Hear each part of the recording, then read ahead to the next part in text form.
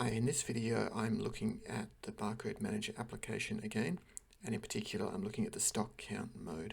This mode is useful for doing any kind of inventory or stock take, stock count process, and there are a range of different options that you can enable to suit your requirements. So here at the app settings screen I have the stock count mode enabled, and I have allowed decimal values enabled. This is useful if you're counting things like bottles of spirits that might be partway consumed. So you could record, for example, 0.5 bottles of Jack Daniels. You can also record zero values if you want to, or we can disable that option. Allow append overwrite is an option that allows us to record the same product more than one time and either append the value, so to add onto it, or overwrite the value if the original value was incorrect. We can also record a comment on each scan. In this case, I'm going to disable this option. We can also validate from a reference file.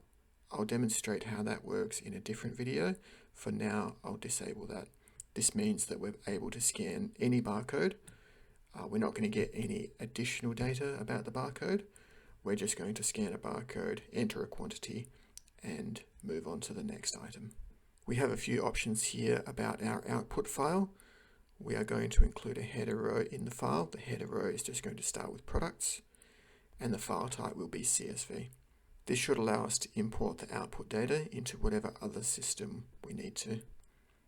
We have a base file name. This is the name of the CSV file that will be generated.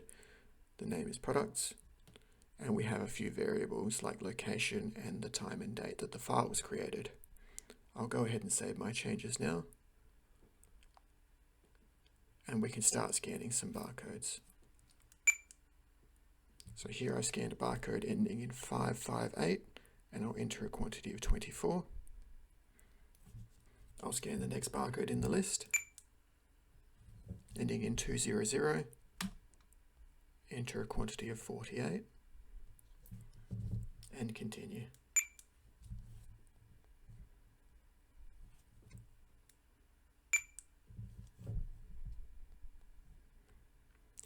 Now, if I come across a barcode that I've already scanned, I have the append option at the top enabled. That means that whatever quantity I add is going to be added to the original value. So I'll scan the first item again. I'll add a quantity of 24 again, and the value, the quantity has now been appended to 48.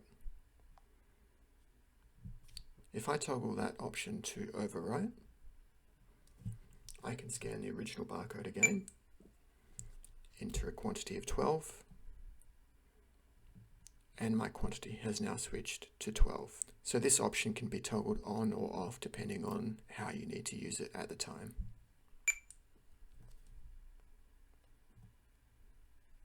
If I've scanned a barcode which I don't want to enter a quantity for, I can select the clear button, and that barcode is cleared. If I find one in my list that I don't want to have in the list, I can double tap that item and select yes to delete it from the list. You can also see that I have a total scanned quantity at the top of the grid. That tells me the sum of all of the quantities in the grid. When I'm happy with the data that I've scanned, I can go to the Send Data option in the top left-hand corner of the screen. I can add a message,